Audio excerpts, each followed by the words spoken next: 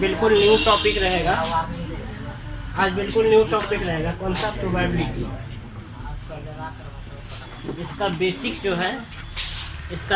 जो है 11th में भी पढ़ा हुआ है। तो प्रायिकता क्या होता है? यह मुख्यतः किस पे आधारित होता है? घटना पे। प्रायिकता पढ़ने के लिए सबसे पहले हमको क्या जानना पड़ता है? घटना।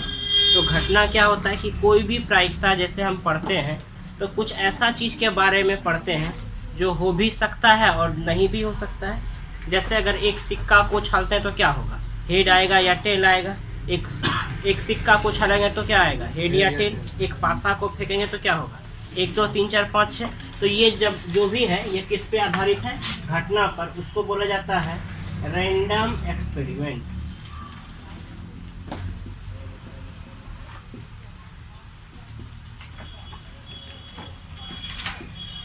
यादृच्छिक प्रयोग। रैंडम एक्सपेरिमेंट क्या हुआ? ऐसा एक्सपेरिमेंट जिसका हम क्या होगा, रिजल्ट क्या आएगा हम उसके बारे में नहीं बता सकते, उसको क्या बोला जाता है? Random experiment. जैसे एक सिक्का को उछालने पर, एक पासे को फेंकने पर, तो ये सभी क्या कहलाएगा?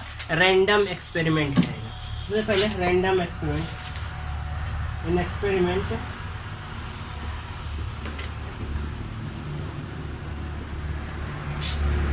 whose outcomes cannot be predicted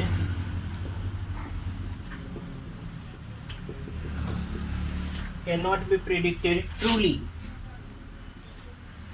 मतलब क्या हुआ? ऐसा एक्सपेरिमेंट जिसका क्या होगा कि आउटकम्स उसको बोलते हैं। अगर सिक्का को उछालेंगे तो कुछ आएगा, तो सिक्का को उछालने पर जो कुछ भी आएगा उसके बारे में हम सही तो नहीं बता सकते हैं, हेड आएगा या टेल आएगा।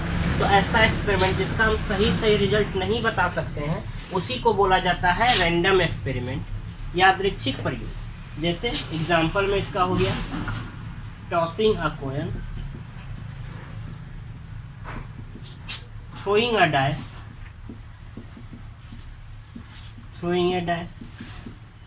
अब जब ये रैंडम एक्सपेरिमेंट हो गया तो फेंकने पर कुछ तो आएगा, तो जो आता है उसको बोला जाता है आउटकम्स। आउटकम्स बोला जाता है किसको? संभावित परिणाम।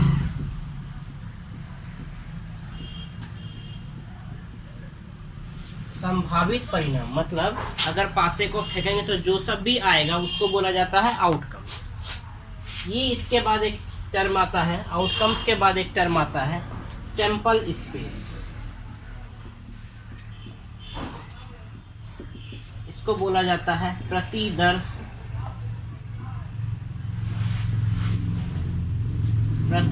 समष्टि। प्रतिदर्श समष्टि क्या होता है? Sample space. अगर हम एक सिक्का को उछालेंगे तो जो सारा आउटकम्स होगा उसका समूह ही क्या कहलाता है? सैंपल स्पेस या प्रतिदर्श समष्टि। मतलब यह सभी संभावित परिणामों का समूह होता है। संभावित परिणामों का समूह होता है। The group of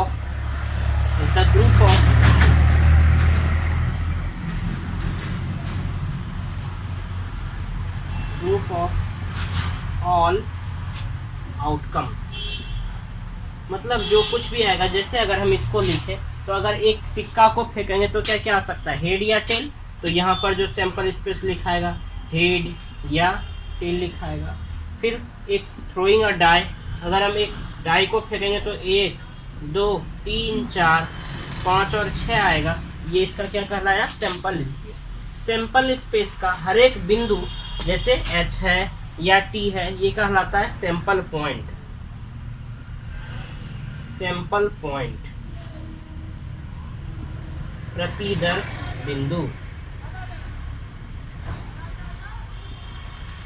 प्रतिदर्श बिंदु क्या हो गया कि जो भी सैंपल स्पेस है उसका जितना भी है, जैसे केवल 1 केवल 2 या केवल 3 को हम क्या बोलेंगे? प्रतिदर्श बिंदु। और इस पूरे का समूह क्या कहलाता है? Sample space. अब जैसे अगर एक पासे को फेंकेंगे तो सैंपल स्पेस क्या क्या आ सकता है? 1 2 3 4 5 6 आएगा। तो यहाँ 1 2 3 4 5 6 हो गया।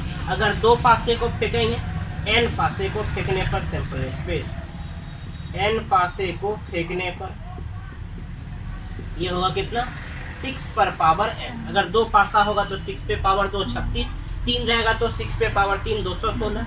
इसी प्रकार अगर n सिक्के को फेंकेंगे, n सिक्के को फेंकने पर, एक सिक्का को फेंकने पर 2 चीज आता है, ये लिखाएगा 2 टू द पावर कितना n।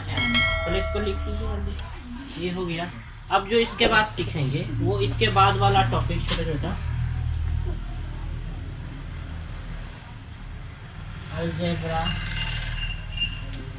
ऑफ इवेंट्स, मतलब हुआ है इसका क्या, घटनाओं का बीजगणित।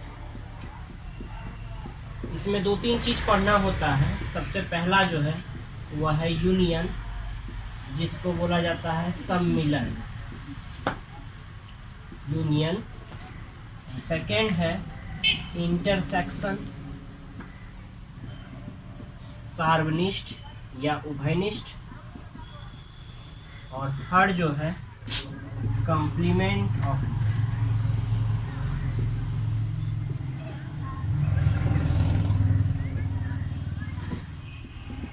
घटनाओं का पूरक। जैसे यूनियन, इसको लिखते कैसे हैं, ए और बी, या लिखेंगे ए या बी या ए यूनियन, ये तीनों इसी को लिखने का तरीका है, ए और बी, ए या बी, ए यूनियन। यदि ए कोई घटना है जब पासे को फेंकने पर सम संख्या है, तो यहाँ क्या लिखेंगे 2, 4 और 6। बी कोई घटना है जब पासे को फेंकने पर विषम आए, तो 1, 3, 5। यूनियन का मतलब होता है दोनों को मिला के लिखना। यहाँ हो जाएगा 1, 2, 3, 4, 5 और कितना 6। तो यूनियन का मतलब क्या होता है कि यदि ए और बी 2 घटना है तो यूनियन बी का मतलब ऐसा सभी एलिमेंट जो ए में है या बी में है या दोनों में है, उसी को कहा जाता है यूनियन। इंटरसेक्शन क्या होता है, सपोज ई कोई घटना है जहां लिखा हुआ है कुछ भी 1, 2, 3, 4।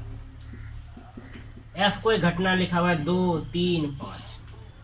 तो जब हम ई इंटरसेक्शन एफ निकालते हैं, इसको भी लिखते हैं E and F, E and F, या इसी को हिंदी में लिखेंगे ई और एफ, और सिंबॉलिक फॉर्म में ई इंटरसेक्शन एफ। तो ई इंटरसेक्शन एफ का मतलब होता है ऐसा सारा एलिमेंट जो दोनों में कॉमन है, जो इसमें भी है और इसमें भी है। तो कौन सा है 2 और 3, तो यही इसका हो गया इंटरसेक्शन।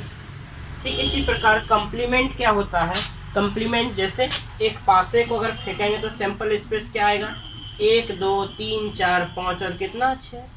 मानते हैं ई कोई घटना है पासे को फेंकने पर विषम आए, तो ई डैश को बोला जाता है कॉम्प्लीमेंट ऑफ इवेंट, घटना का पूरक। इसका मतलब हुआ इसको छोड़ के वो सारा एलिमेंट जो इसमें मौजूद है, तो ई को छोड़ के क्या क्या बच चुका है 1, 3, 5 यहाँ है, यहाँ बच गया 2, 4 और 6, यही घटना का पूरक होता है। तो यहाँ पर एक चीज और लिखते हैं ई प्लस ई डैश, ये और ये, मतलब इस दोनों को यदि हम मिलाएंगे यह किसके बराबर होगा एस के। तो इस चैप्टर में प्रोबेबिलिटी वाला जो चैप्टर है उसमें यूनियन, इंटरसेक्शन और कॉम्प्लीमेंट का बहुत ज्यादा यूज होता है। तो इसको भी लिख लीजिए जल्दी से।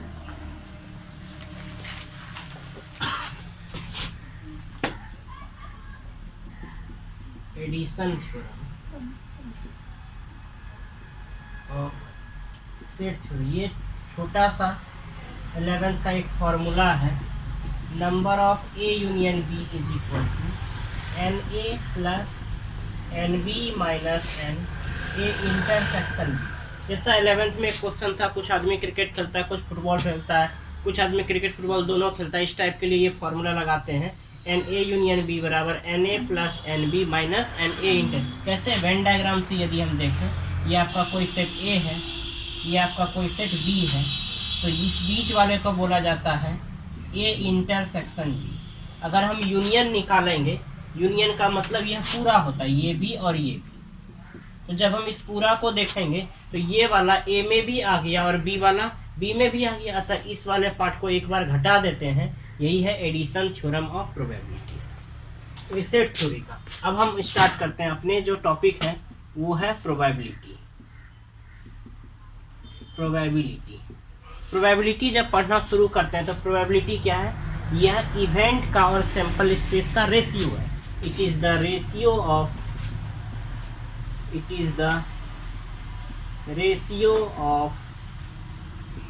number of event to the number of sample space। मतलब क्या हुआ? यह घटना और प्रतिदर्श समष्टि, ये घटना और प्रतिदर्श समष्टि का अनुपात, यह घटना और प्रतिदर्श समष्टि का अनुपात है। मतलब यदि PE, इसका मतलब हुआ प्रोबेबिलिटी ऑफ इवेंट, यह किसके बराबर होगा? NE/NS। मतलब क्या? यह घटना का और सैंपल स्पेस का एक अनुपात है। इसका जो प्रोबेबिलिटी का मान होता है वह हमेशा 0 से बड़ा या बराबर और 1 से छोटा या बराबर होता है। 0 तब होगा जब क्या?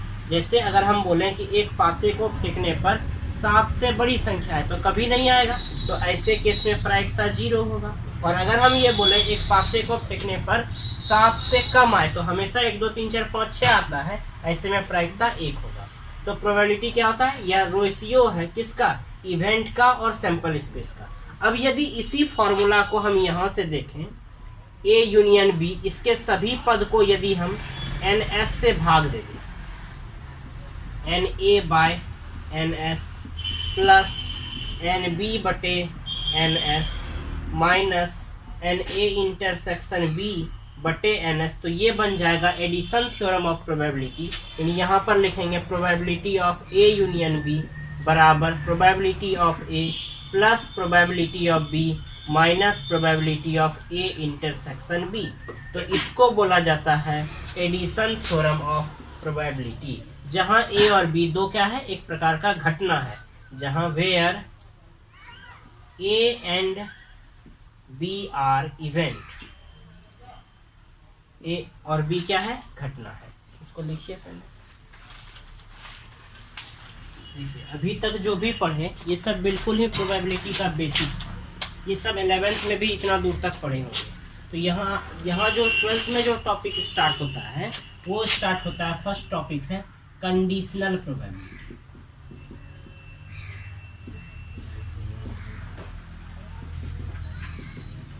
इसको बोला जाता है सह प्रतिबंध प्रायिकता, स्वप्रतिबंध प्रायिकता। जो एक्सरसाइज प्रोबेबिलिटी जो है NCERT में 13.1 से शुरू है। 13.1 से इसको बोलते हैं सप्रतिबंध प्रायिकता।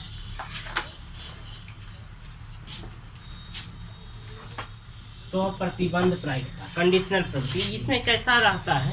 स्वप्रतिबंध प्रायिकता इस तरह से लिखा है E/F या प्रोबेबिलिटी ऑफ F/E। इसमें हमेशा आपको यही देगा निकालने के लिए, E/F या F/E, जहां E और F क्या है? E और F दो घटना है, E और F दो घटना है। तो कैसे निकालते हैं E/F? और ये है क्या लिखा हुआ? Conditional probability. यहाँ बोलते हैं conditional probability of A, conditional probability of E when F has already happened। इसका मतलब हुआ क्या कि E की प्रायिकता, E की सप्रतिबंध प्रायिकता ज्ञात करनी है, जबकि E की स्वप्रतिबंध प्रायिकता ज्ञात करनी है। E की ज्ञात करें जबकि F घटित हो चुकी है, F घटित हो चुकी है। मतलब क्या हुआ कि कोई एक ऐसा घटना है, जब दो घटना है E और F, और E और F ऐसा घटना है, E की प्रायिकता ज्ञात करनी है जबकि F ऑलरेडी हो चुका है। उसी प्रकार यदि हम इसको लिखें Fy को लिखेंगे तो लिखेंगे कंडीशनल प्रोबेबिलिटी ऑफ, जैसे यहाँ लिखे ई पहले था तो लिखे conditional probability of E when F has already occurred, तो यहाँ पर लिखेंगे conditional probability of F when E has already occurred. Already happened या अकर्ड कोई दिक्कत नहीं है। मतलब क्या हुआ, एफ की प्रायिकता जब ई घटित हो चुका है, हिंदी में लिखेंगे एफ की 100 प्रतिबंध प्रायिकता जबकि ई घटित हो चुकी है, तो इसमें क्या एक कंडीशन दिया गया है कि एफ का प्रायिकता या ई का प्रायिकता निकालना है। इसमें क्या कंडीशन दिया गया है, ई का प्रायिकता निकालना है जबकि एफ हो चुका है। जैसे अगर हम पासे को फेंकने का बात करें, 2 कलर का यदि मेरे पास पासा है, एक पे लाल है और एक पे काला है, एक लाल कलर का पासा है और एक काला पासा है, तो अगर हम बोलें कि ई की प्रायिकता निकालना है, मतलब ई पे सम होने की क्या प्रायिकता है, जबकि काला वाला पासे पर 4 से बड़ा अंक है। तो यहाँ हमेशा आपको 2 कंडीशन दिया रहेगा, तो जहां पर लिखा रहेगा सप्रतिबंध प्रायिकता ज्ञात करें, वो पहले वाला ई बन जाएगा, जबकि एफ घटित हो चुका है और एफ जो होगा वह दूसरा होगा। क्वेश्चन से इसका कुछ फॉर्मूला होता है, प्रोबेबिलिटी ऑफ ई बटे एफ का फॉर्मूला होता है probability of E intersection F बटे पी एफ। और यहाँ पर अगर हम फॉर्मूला देखें एफ बटे ई का, तो यहाँ पर फॉर्मूला भी probability of F intersection E बटे पी ई। अब याद एक बात ध्यान रखने बात है कि यदि ई कोई भी घटना है, सपोज 1 2 3 4, और एफ कोई घटना हम मानते हैं 3 4 5 लिखा हुआ है, तो यदि हम ई इंटरसेक्शन एफ निकालेंगे तो ये होगा 3 4, और यदि हम एफ इंटरसेक्शन ई निकालेंगे तो यह भी तो 3 4 ही होगा। तो ई इंटरसेक्शन एफ लिखें या एफ इंटरसेक्शन ई लिखें, दोनों में कोई अंतर नहीं है। तो यदि आपको ई बाय एफ निकालना है तो हमेशा यहाँ जो नीचे में है वह नीचे होगा और यहाँ जो नीचे में है वह नीचे होगा, बाकी दोनों के जगह पे केवल इंटरसेक्शन। तो पी ई बाय एफ का formula E intersection by P F, और पी एफ बाई का, या इसी को हम ये भी लिख सकते हैं probability of E intersection F upon P. क्या याद रखना है, जो यहाँ नीचे में रहेगा वह यहाँ नीचे रहेगा, ई बाय एफ, यहाँ एफ नीचे में है इसलिए यहाँ एफ नीचे में है, केवल इतना सा याद रखना है। तो इस चैप्टर में बस इसी फॉर्मूला पे बेस्ड क्वेश्चन आएगा। क्या ई बाय एफ बराबर क्या होगा, probability of E intersection F बटे पी एफ, और प्रोबेबिलिटी ऑफ एफ बाई का probability of E F intersection E या ई इंटरसेक्शन एफ बटे पी। दोनों में जो नीचे रहेगा वह हमेशा नीचे होगा। और अगर भाषा में लिखा रहेगा तो conditional probability of E when F has occurred, और F conditional probability of F when E has occurred. देखिए यहाँ जो पहले फाइंड लिखा हुआ है उसको हम पहले लिखते हैं, जो बाद में लिखा हुआ उसको बाद में लिखते हैं। यहाँ पर भी वैसा, यहाँ कंडीशनल प्रोबेबिलिटी ऑफ एफ लिखा हुआ है इसलिए एफ को पहले लिखे, ई बाद में लिखा हुआ है इसलिए ई बाद में। एक इसी फॉर्मूला पे बेस्ड एक्सरसाइज 13.1 का सारा क्वेश्चन बनेगा। देख लीजिए जल्दी से इसको।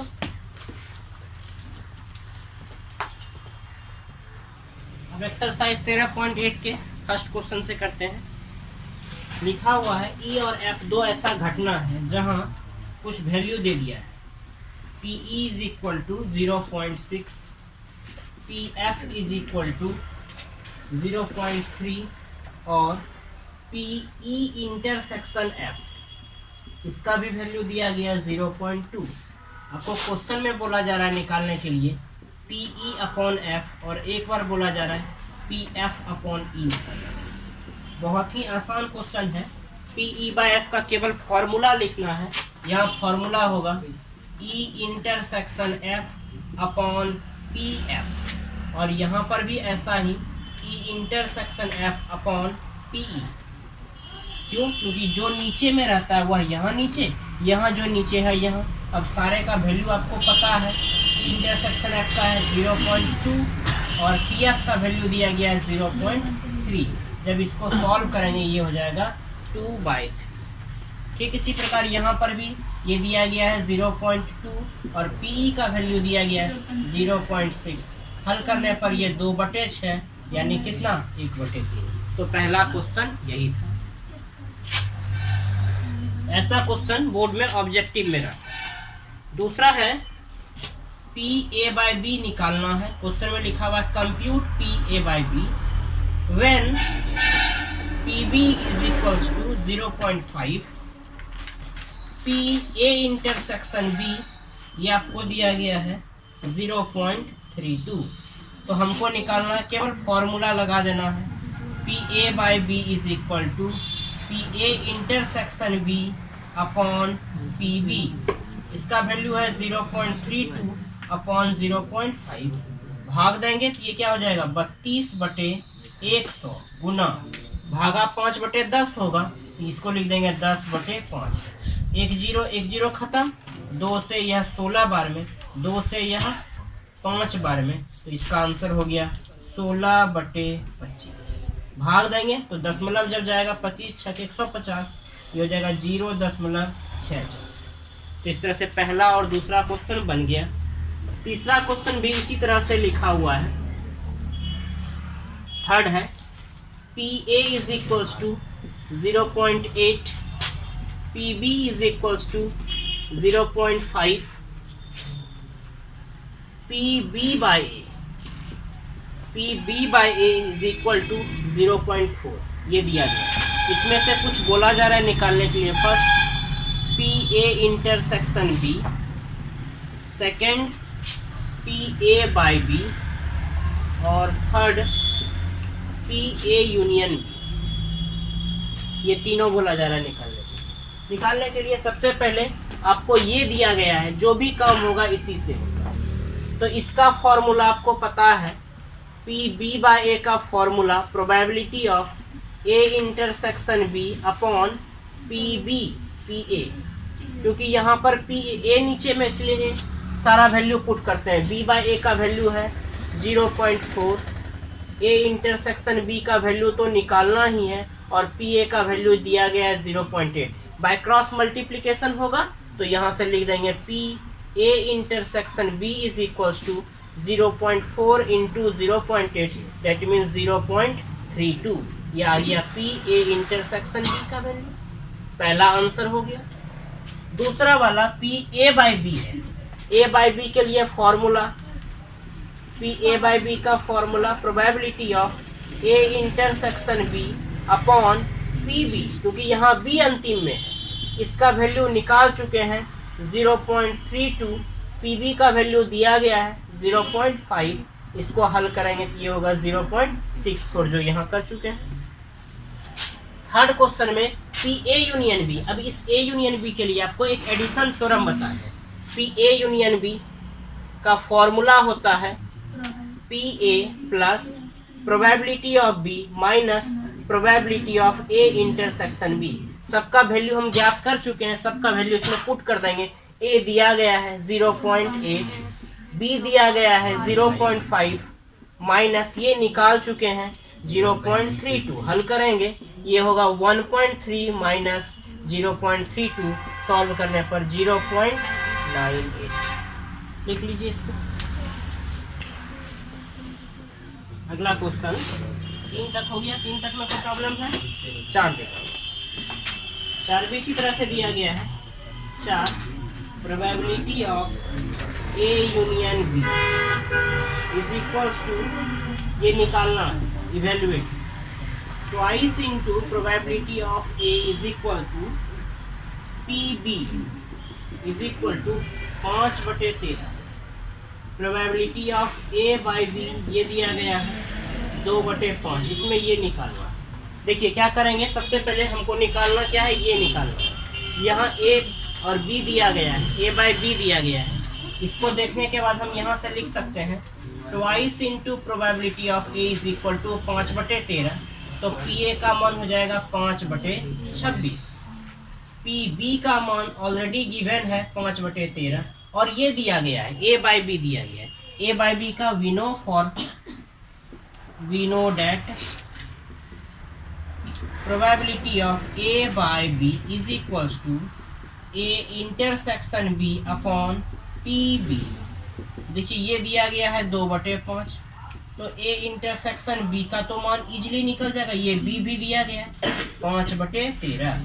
तो यहाँ से यदि हम निकालें probability of A intersection B तो 2/5 गुना 5/13, ये और ये खत्म हो जाएगा, यानी probability of A intersection B equal to 2/13। अब आपको एडिशन थ्योरम अभी पता है, एडिशन थ्योरम होता है A union B is equal to PA plus PB minus PA intersection B। इसका मान दिया गया है कितना 5/26, PB 5/13, ये हम निकाल चुके हैं 2/13। कितना हो जाएगा, लघुत्तम होगा इसका 26, 5 प्लस 2, 5 दूना 10, यहाँ भी 2 4 बार में, तो जब 4 बार में 10 5 15 माइनस 4 कितना 11/26, यही आपका निकल गया A union B। Question number 4।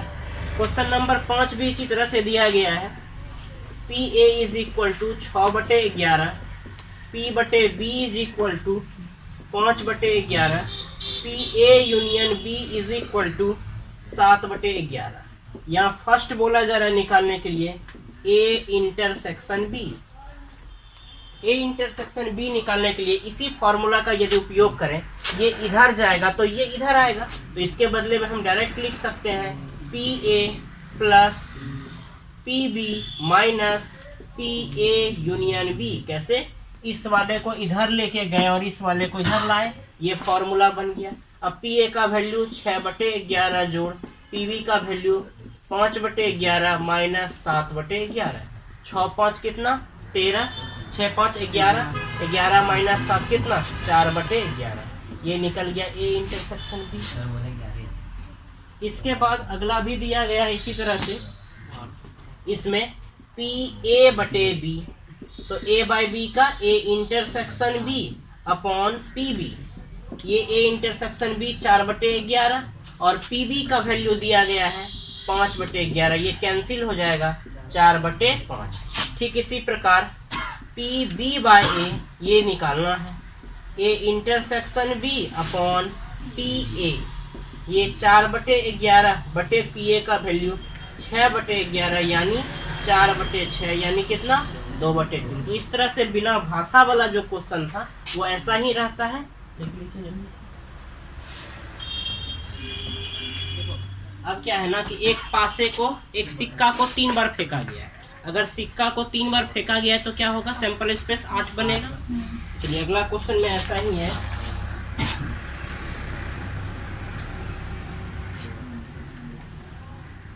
A coin is tossed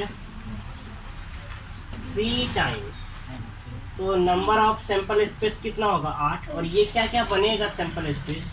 देखिए इसको लिखने में थोड़ा सा कंफ्यूजन होता है, तो पहले आप 2 गो को आराम से लिख लीजिए, head head, head tail, tail head और क्या tell tell.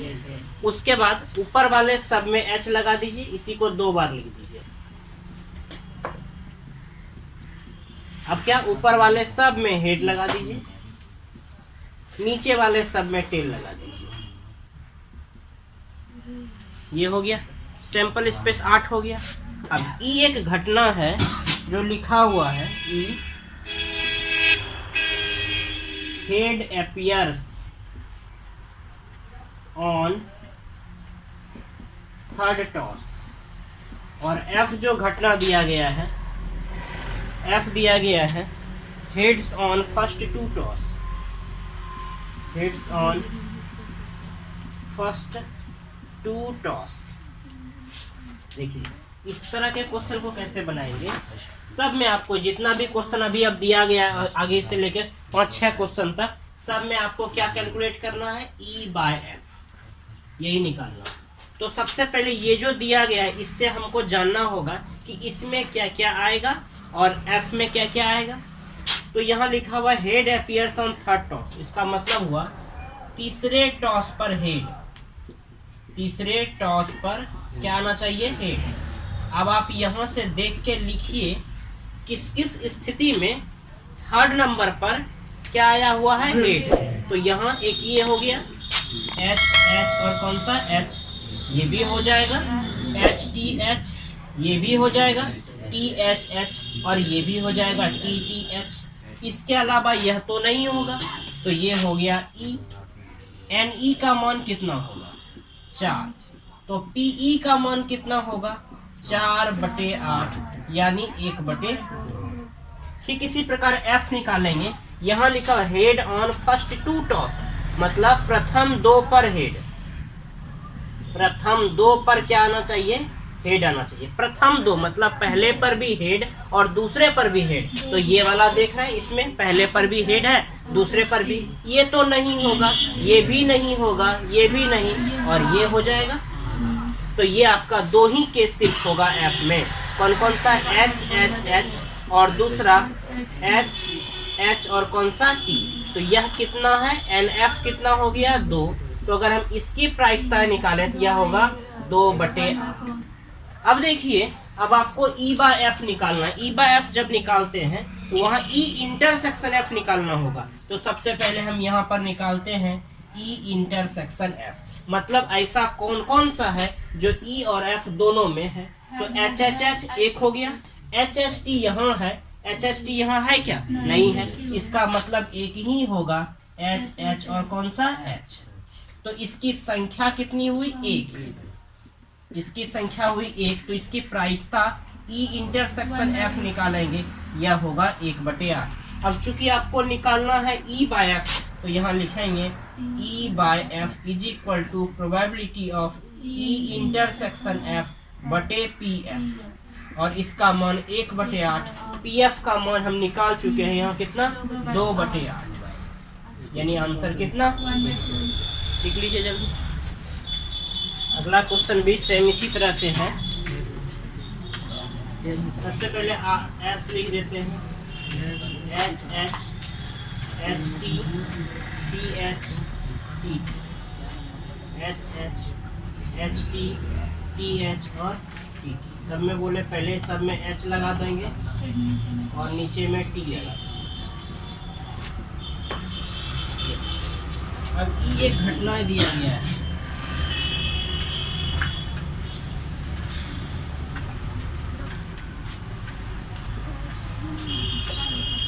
At least 2 heads, और एफ घटना दिया गया है, एट मोस्ट 2 हेड्स।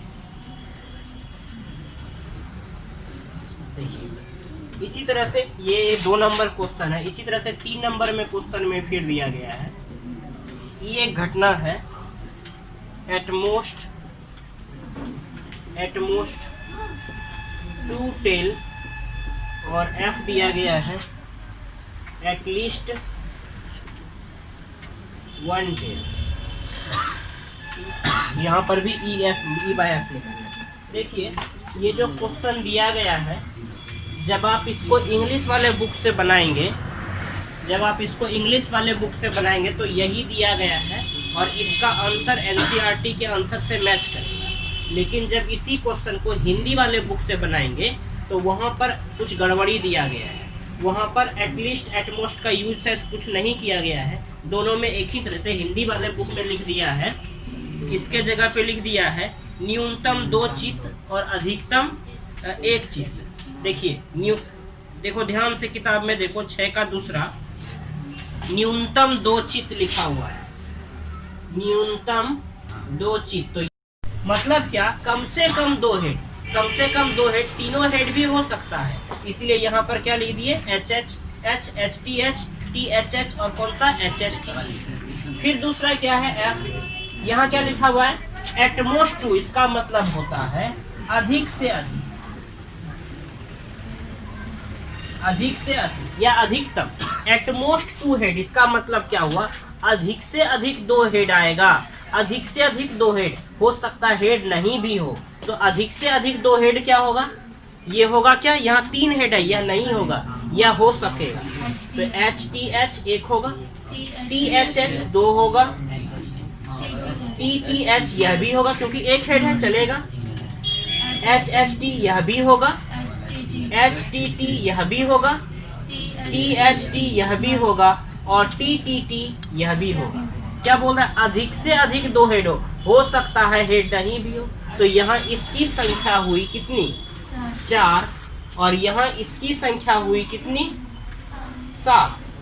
यहाँ इसकी प्रायिकता होगी पीई निकालेंगे तो 4/8 और यहाँ पीएफ निकालेंगे 7/8। अब आपको ई बाय एफ निकालना है, इसके लिए इंटरसेक्शन निकालना होगा। E intersection F, E intersection ऐसा चीज जो दोनों में कॉमन है। तो एच एच एच है, इसमें नहीं है। एच टी एच है, एच टी एच होगा, टी एच एच भी होगा और एच एच टी होगा। इसकी संख्या यहाँ हो गई कितनी? 3। इसकी संख्या 3। तो यहाँ अगर हम प्रोबेबिलिटी निकालेंगे तो यह होगा कितना? 3/8 और ई बाय एफ अगर हम निकालेंगे तो यहाँ probability of E intersection F upon P F, इसका मान दिया गया है 3/8, पी एफ निकल गया है 7/8। तो आंसर हो गया कितना? 3/7। अब आप हम इंग्लिश वाले बुक से बनाए तो आंसर आ गया है, हिंदी वाले बुक में आंसर यही दिया गया है लेकिन क्वेश्चन में गलती है। समझ में आ गया? तो ये आपको क्या देखना है, यहाँ दिया गया एटलीस्ट 2 हेड, मतलब कम से कम 2 हेड, 2 हेड से ज्यादा भी हो सकता है। यहाँ एटमोस्ट 2 हेड, अधिक से अधिक 2 हेड। इसका मतलब हुआ कि ज्यादा से ज्यादा 2 रहेगा, हो सकता है हेड ना भी रहे। इसी तरह से सेम क्वेश्चन यहाँ भी है, यहाँ लिखा हुआ एटमोस्ट 2 टेल। इसका मतलब क्या हुआ? अधिक से अधिक 2 टेल, अधिक से अधिक 2 टेल। तो क्या ये होगा? अधिक से अधिक 2 टेल हो सकता है क्या? अधिक से अधिक 2 टेल कह रहा है, तो हो सकता है टेल ना भी हो। तो ये हो जाएगा क्या क्या? एच एच और एच, एच टी एच भी हो जाएगा, एक टेल है। टी एच एच भी हो जाएगा, टी टी एच भी हो जाएगा, एच एच टी भी होगा, एच टी टी भी होगा, टी एच टी भी होगा, परंतु टी टी टी नहीं होगा। क्यों नहीं होगा? 2 से ज्यादा है, 2 से ज्यादा है। इसकी संख्या हो गई यहाँ कितनी? 7। तो इसकी प्रायिकता 7/8। एफ ये लिखा हुआ, एफ में क्या लिखेंगे? एटलीस्ट 1 टेल, कम से कम 1 टेल, कम से कम 1 टेल। 1 टेल से ज्यादा भी हो सकता है, कम से कम 1 टेल होना चाहिए। तो इसमें क्या क्या होगा? पहला एच एच एच होगा, नहीं होगा, तो यहाँ होगा प्रोबेबिलिटी निकालेंगे, probability of E intersection F, यह हो जाएगा कितना? 6/8। तो finally probability of E by F निकालने के लिए प्रोबेबिलिटी ऑफ ई